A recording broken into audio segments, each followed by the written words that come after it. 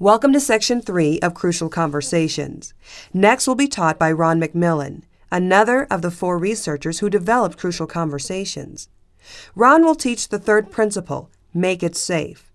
Before he does, let's revisit where we were in our crucial conversation. We've started with heart. We know what we really want from this conversation and are committed to behaving in ways that move us towards it. We've learned to look.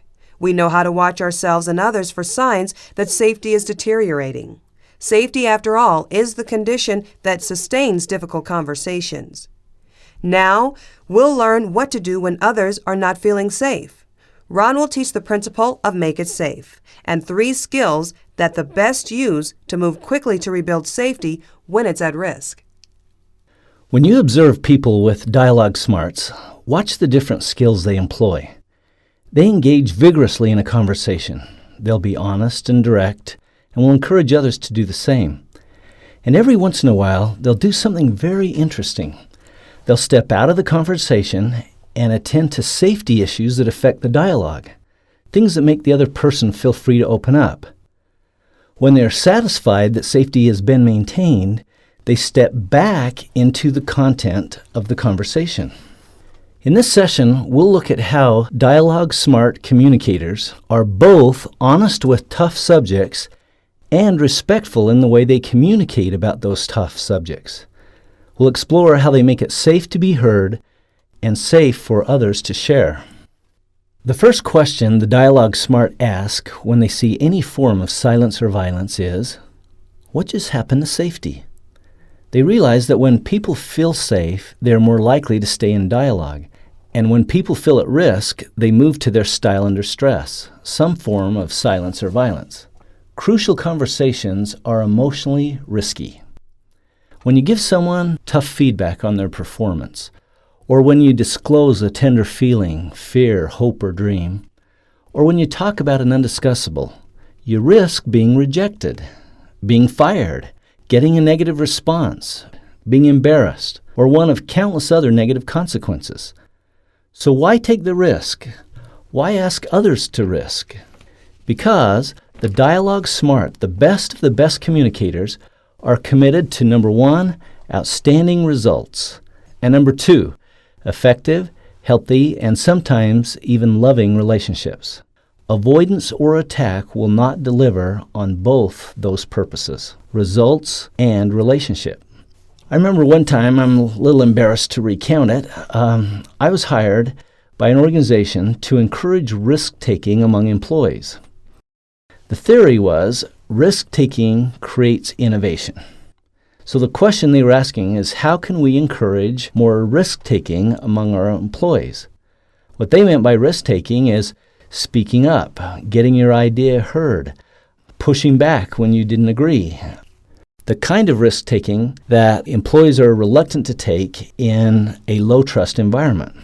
The thinking went that if we could develop more courageous employees, then they would be willing to take risks in politically risky situations. So we tried to identify who were the most courageous employees. We did surveys and interviews and asked people to identify the most courageous employees in the organization by name. We asked them to talk about what do they do that lets employees know these folks are courageous.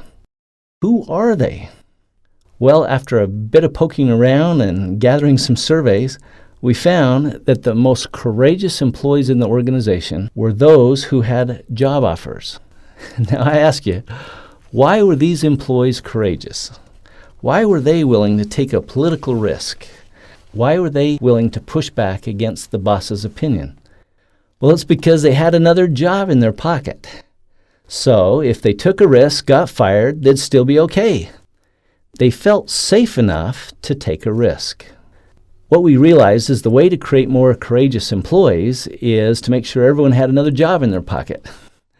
We also realized that we were barking up the wrong tree, that the key to getting people to engage in behaviors that would lead to greater innovation was to create more safety in the environment. People only risk to the degree they feel safe.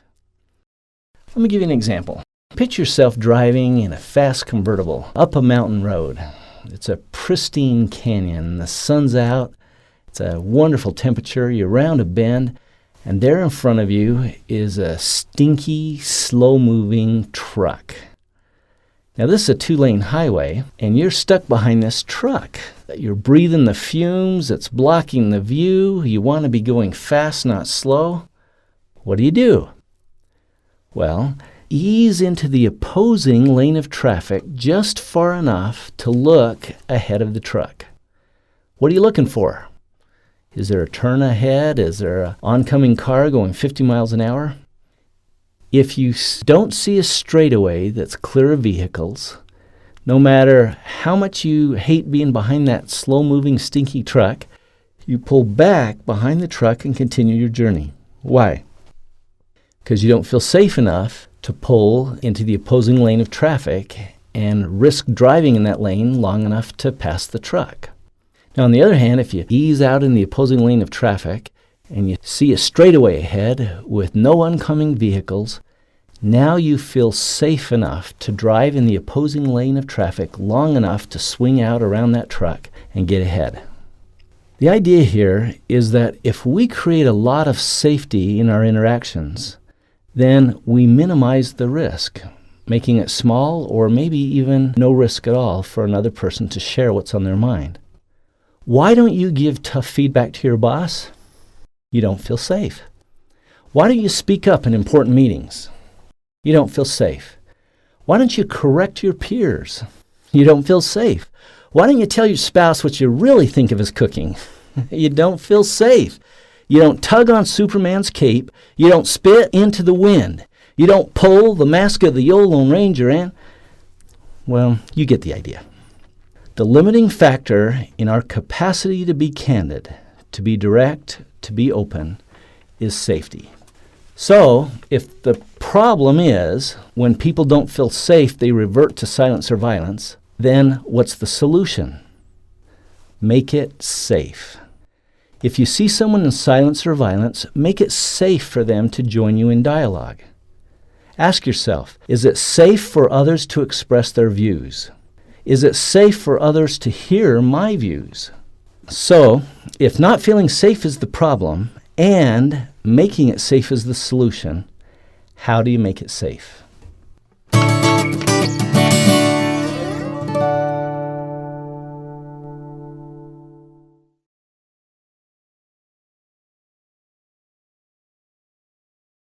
There are two conditions that create safety: mutual purpose and mutual respect. Let me repeat that. There are two conditions that create safety: mutual purpose and mutual respect. When either condition is weakened, it must be fixed before dialogue can continue. If it is not, dialogue will degenerate into silence, violence, or both. Before we can fix a safety problem, we must know which condition is at risk. Let's listen in to Bruce and Jackie, two coworkers discussing a business proposal, and ask yourself, are they making it safe for each other? Well, what do you think? I don't think the time's right.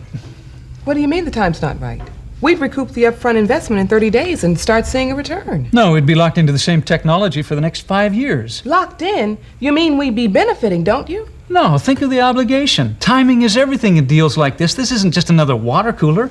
We're talking about a major commitment in manufacturing process. Of course we are. And no guts, no glory. Very few of our competitors have gone this route so far. If we wait, they'll be operating at lower cost and we'll be left in the dust. The numbers speak for themselves. Come on.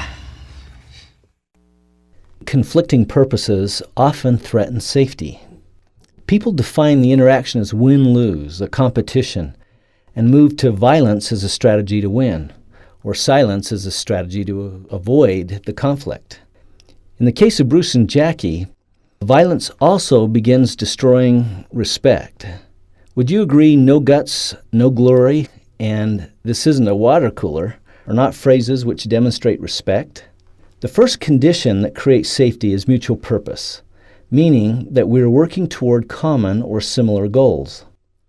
Dialogue can't begin until mutual purpose exists. Mutual purpose is strong when others perceive that we care about their goals and we perceive they care about ours. Mutual purpose is the foundation of trust. When people believe your intent is positive, they're willing to put up with even potentially painful content in the conversation. If they believe you truly want what's best for them, for the team, for the company, a degree of trust will exist that will enable more candid communication, even about sensitive subjects. If the subject matter gets more sensitive, it becomes even more important that strong mutual purpose exists to enable it. For example, the boss calls you in his office to discuss a problem, and you're pretty sure that he's trying to fix blame. How safe do you feel? When the team members feel the boss's motive is fixing blame, they tend to get very defensive, pointing fingers, deflecting accusations, hiding out, avoiding the boss. Do any of these sound familiar? Varying degrees of silence and violence are the most common responses when people don't feel safe with their boss. On the other hand, if you're absolutely sure the boss is trying to fix problems, not fix blame, if you're confident the boss wants to fix problems now to prevent problems in the future, and recognizes and rewards people when they learn from their mistakes, how do you feel? Safe enough to reveal mistakes and dialogue about fixing problems?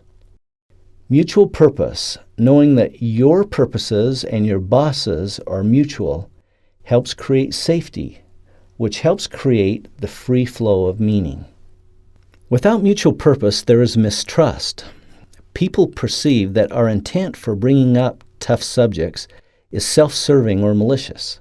This mistrust makes it necessary for us to measure our words. It's almost like walking on eggs and trying not to break them. We begin to feel we must choose between honesty and kindness, a sucker's choice that hurts results. The solution is not to back off on our content, but to step out and rebuild mutual purpose. The other condition necessary to creating safety is mutual respect. Listen to a married couple, Jason and Susie, talking at home. Listen for the amount of respect being shown. I'm finally giving my 2-week notice at work today. I've had enough. Are you kidding? You can't quit. We'll never be able to make ends meet. Not only can I quit, but that's exactly what I'm going to do. I hate my job. My boss is a total jerk, and the stuff I have to do every day, it's insulting. Look, I know you don't like your job, but neither do millions of other people, including me. I work for a fascist who takes pleasure in making me squirm, but you don't see me quitting. Grown-ups have to tough it out sometimes. Oh, don't lecture me about responsibility. Then don't act irresponsibly. I'm thinking about our family here. What are you thinking about? Our family. How can you be? Not if you're gonna... Well, how'd they do? Were they respectful of each other in their communication? Hardly. While this type of communication may sound familiar, it's not dialogue. When people don't feel safe because of disrespect, they revert to their style under stress, and dialogue is lost.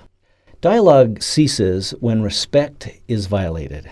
Respect means that others perceive that we value them, that we are considerate of them. Mutual respect does not have to mean that there is deep affection between two individuals. It does mean that at some level we see others as due the civility we owe to any human being. Picture yourself standing on a bridge overarching a rushing, raging river. You see a man upstream fall in. He's being swept downstream. He may drown. Lying on the bridge, you see a life preserver attached to a rope that is tied to the railing. My question to you, would you bend down, pick up the preserver, and try and throw it to the drowning man? Would you? Okay, let's complicate the scenario. Let's say that the man is a total stranger to you, and that you're late for an important business meeting. And it really would be inconvenient to stoop down, pick up the preserver, and throw it in order to try and save his life. Would you do it?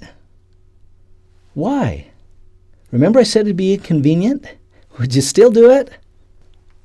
Why? Why would you do it? My guess is that you value human life just because you value human life. Of course you'd try to save the drowning man, as would I. Sometimes you may not respect a person's vocation or their values or their opinions, But if you'll show them the consideration due every person just because you value and respect human life and for no other reason, then that is enough respect to create conditions of dialogue. When mutual respect gets violated through silence or violence, safety breaks down. From that point forward, the conversation is no longer about getting results. It's about defending dignity. Their attention turns from problem solving to how they're being treated. Once again, when the best at dialogue perceive a weakening of respect, they don't make the mistake of watering down their message to maintain a false sense of respect.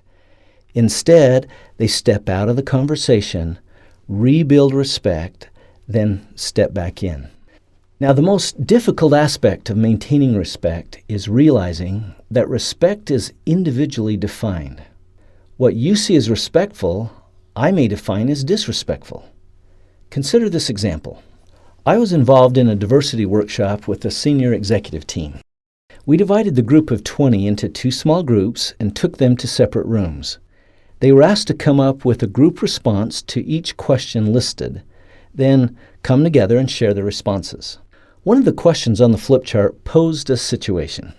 2 co-workers, a man and a woman, are walking toward the entrance of a building. The man takes a few quick steps to get ahead and opens the door for the woman. The question, is opening that door showing respect or disrespect? As each group discussed this, an executive woman in one group said, "It would show me that the man recognized the presence of a lady and was being respectful by opening the door."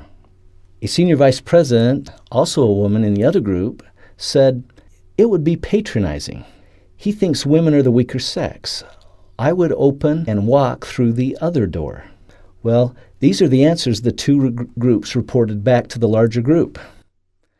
One group saying it would be respectful, the other group saying it would be disrespectful, relying upon the experience of some women in the group. Well, what did the men say when these results were reported? See, you're damned if you do, damned if you don't. There's no way to win.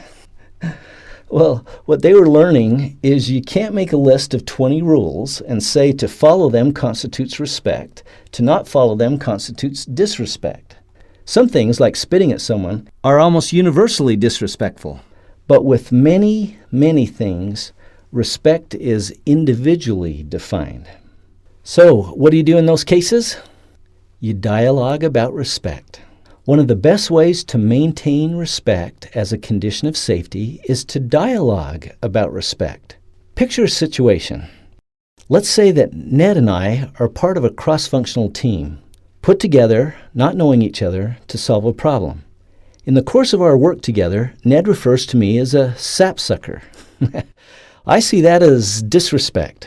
What do? I dialogue about respect. Excuse me, did you just call me a sapsucker? Yeah, so? What do you mean by that? Is that some sort of insult? No, it doesn't mean nothing. I call everyone from the sticks a sapsucker. I see. Well, to me that feels disrespectful, and I'd appreciate it if you didn't use that term. Okay, no problem. Great. Now, how are we going to get the vector metric standardized before the 4th differential of tomorrow? Now, granted, this is a silly example, but I saw an exchange like this actually take place, only it wasn't me, it was an African-American woman on a team of all white men, and instead of sapsucker, a racial term was used.